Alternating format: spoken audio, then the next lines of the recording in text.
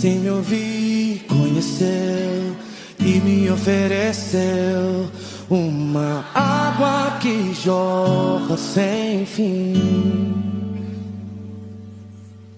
Dá-me de beber, pois tenho sede. Não quero mais buscar em outras fontes. Não precisarei aqui voltar pra minha sede saciar, uma vez que eu já ouvi Deus falar. Tu és por quem